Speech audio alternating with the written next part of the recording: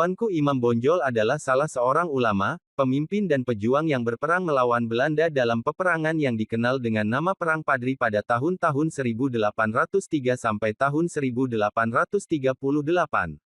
Tuanku Imam Bonjol diangkat sebagai pahlawan nasional Indonesia berdasarkan SK Presiden RI nomor 087 TK tahun 1973, tanggal 6 November tahun 1973.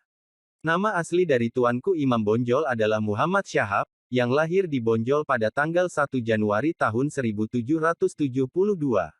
Dia merupakan putra dari pasangan Bayanuddin Syahab, ayah, dan Hamatun, ibu. Ayahnya, Hatib Bayanuddin Syahab, merupakan seorang alim ulama yang berasal dari Sungai Rimbang, Suliki, 50 kota.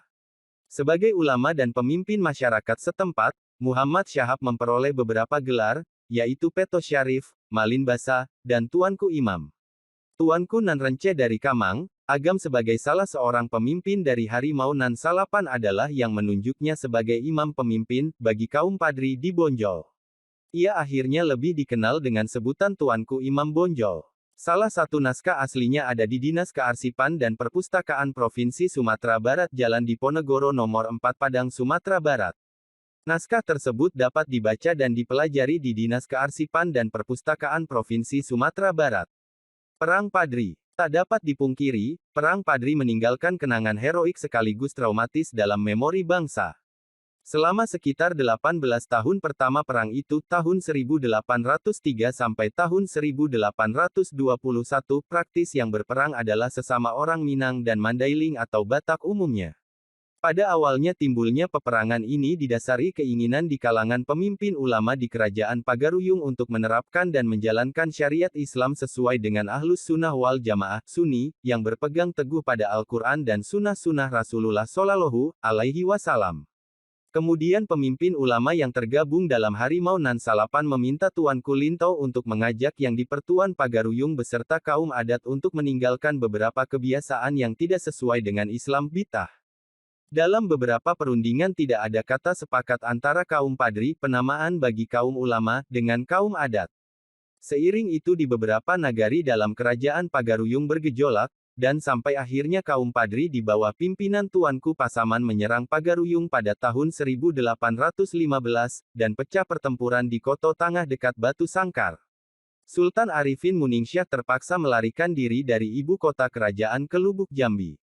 Pada tanggal 21 Februari tahun 1821, kaum adat secara resmi bekerja sama dengan pemerintah Hindia Belanda berperang melawan kaum Padri dalam perjanjian yang ditandatangani di Padang. Sebagai kompensasi Belanda mendapat hak akses dan penguasaan atas wilayah Darek pedalaman Minangkabau. Perjanjian itu dihadiri juga oleh sisa keluarga dinasti Kerajaan Pagaruyung di bawah pimpinan Sultan Tangkal Alam Bagagar yang sudah berada di Padang waktu itu. Campur tangan Belanda dalam perang itu ditandai dengan penyerangan Simawang dan Sulit Air oleh pasukan Kapten Govinet dan Kapten Dienema awal April tahun 1821 atas perintah Residen James Dupuy di Padang. Dalam hal ini, kompeni melibatkan diri dalam perang karena diundang oleh kaum adat. Perlawanan yang dilakukan oleh pasukan Padri cukup tangguh sehingga sangat menyulitkan Belanda untuk menundukkannya. Oleh sebab itu, Belanda melalui Gubernur Jenderal Johannes van den Bos mengajak pemimpin kaum Padri yang kala itu telah dipimpin oleh Tuanku Imam Bonjol untuk berdamai dengan maklumat perjanjian Masang pada tahun 1824. Hal ini dimaklumi karena pada saat bersamaan Batavia juga kehabisan dana dalam menghadapi peperangan lain di Eropa dan Jawa seperti Perang Diponegoro. Tetapi kemudian perjanjian ini dilanggar sendiri oleh Belanda dengan menyerang Nagari Pandai Sike. Namun, sejak awal 1833 perang berubah menjadi perang antara kaum adat dan kaum Padri melawan Belanda. Kedua pihak bahu-membahu melawan Belanda. Pihak-pihak yang semula bertentangan akhirnya bersatu melawan Belanda. Di ujung penyesalan muncul kesadaran, mengundang Belanda dalam konflik justru menyengsarakan masyarakat Minangkabau itu sendiri. Bersatunya kaum adat dan kaum Padri ini dimulai dengan adanya kompromi yang dikenal dengan nama Plakat Puncak Pato di Tabek Patah yang mewujudkan konsensus adat Basandi Sarak, Sarak Basandi Kitabullah, adat berdasarkan agama, agama berdasarkan Kitabullah, Al-Quran.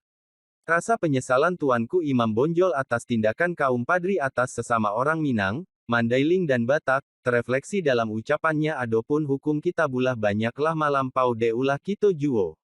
Bade kalian. Adapun banyak hukum kitabulah yang sudah terlangkahi oleh kita. Bagaimana pikiran kalian? Penyerangan dan pengepungan benteng kaum Padri dibonjol oleh Belanda dari segala jurusan selama sekitar 6 bulan 16 Maret 17 Agustus tahun 1837, yang dipimpin oleh jenderal dan para perwira Belanda, tetapi dengan tentara yang sebagian besar adalah bangsa pribumi yang terdiri dari berbagai suku, seperti Jawa, Madura, Bugis, dan Ambon. Dalam daftar nama para perwira pasukan Belanda, terdapat Mayor Jenderal Cocius, Letnan Kolonel Bauer, Mayor Su, Kapten McLean, Letnan 1 Van der Taak, Pembantu Letnan 1 Steinmetz, dan seterusnya, tetapi juga terdapat nama-nama Inlense pribumi, seperti Kapitein Noto Prawiro, Inlense Luitenan Prawiro di Logo, Karto Wongso Wiro Rejo, Prawiro Sentiko, Prawiro Broto, dan Mertopuro.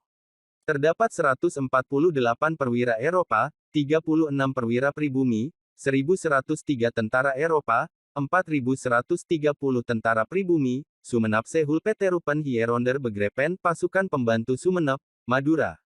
Serangan terhadap benteng Bonjol dimulai oleh orang-orang Bugis yang berada di bagian depan dalam penyerangan pertahanan Padri.